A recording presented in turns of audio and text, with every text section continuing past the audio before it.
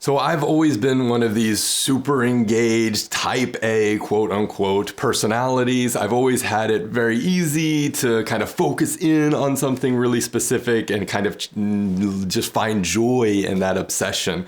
As a kid, I wasn't super energetic in particular, but I was really, really focused. So my parents loved the stories about me reading at the kitchen table, and I'm so focused on the reading that I'm snoring. Now, that was partly to do with some sinus problems that I had, but the point here is that I was so entrenched in that reading that I was completely unaware of the world around me. And even when I was in I think kindergarten, my mom would sit with me in the car before school began, and she would be saying, "Anthony, you need to pay attention to things around you, because when you grow up and you learn how to drive, you're going to get in so many accidents because you're not paying attention to other people and other vehicles around you."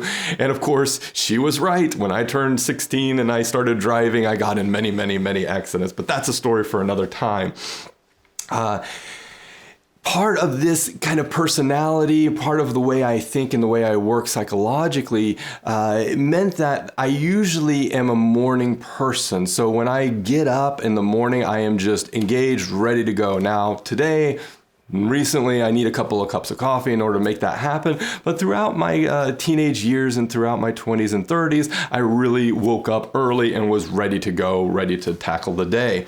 As a university student, this worked really well for my grades and for my work in classes, but it was terrible for my social life, because who wants to hang out with a kid who is asleep by 10 p.m. and waking up at 5 or 6 a.m.? Nobody wanted to hang out with me. It was only a couple of times that I got invited to parties, and then when I realized that most parties began around midnight, I said, I don't think this is for me. I need to find something else that kind of fulfills me and fulfills my social needs. So I was extremely unpopular in that sense. I spent most of my time in libraries. It was great. I have no regrets. And in work, whenever I first started working, it was again kind of an asset, because, my boss never needed to be upset that I came in late, because I was usually there before most people came into work. I was usually energized and ready to go at the beginning of the day. So it really worked to my advantage.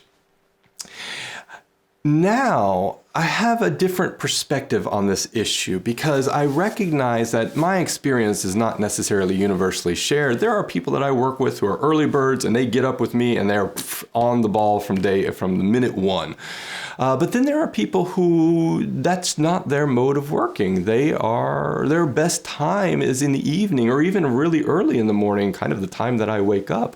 So now I usually wake up between 4 and 5 a.m. That's my schedule, that's my routine. It's been like that for many, many years. But I don't even use an alarm clock. That's the time that my body wakes me up. Of course, I go to bed super early too, so don't feel sorry for me. I go to bed around 9 or 10 o'clock, so it's not as if I'm losing sleep or anything like that. But working with a diverse group of people means that I work with people who are early birds and people who are kind of night owls, quote unquote. I have found it advantageous to not force everybody into my way of working or force myself into their way of working, but in fact, work to everyone's advantages, work to everyone's kind of golden hour by giving us kind of a 24-hour clock. So when I'm up and early and ready to go doing my work, it's then an opportunity around the middle of the day when I start to hit my slump to hand that work off to the person who's coming in and basically kind of woke up at 10 or 11 o'clock and who's then going to work through past midnight, and then they pass it back to me. So it really is an advantage to work with different people and who have different time periods in the day that are their strong points, that are their spaces for understanding.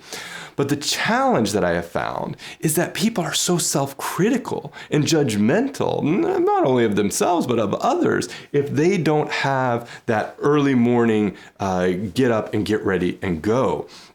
And this is really problematic, because I think people, they sell themselves short because they imagine that they're not doing as much work as I am, or as much work as someone who gets up early, but it simply couldn't be further from the truth. If you're someone who gets up early in the day and your time that you are, energetic and ready to go is later on in the day, there's no problem with that. Just know that that's your style, that's your system, that's the way you work. So you don't have to force yourself into some kind of pattern that works for other people. Work to your advantage. Work to your ability. Work to your strengths.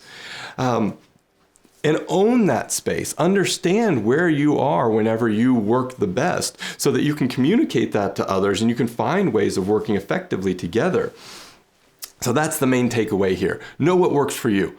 If you're someone who likes to get out of bed early and 7 a.m. you're on the job ready to kick some butt, great, make that happen. But if you're someone who doesn't like that, you're someone who wants to get up later, make that work. But you're gonna be constrained because some working environments you just can't work at certain time periods or certain hours. So try to adapt to your situation. That can really enable you to, in one way, take advantage of your natural inclinations, but then also still fulfill your responsibilities.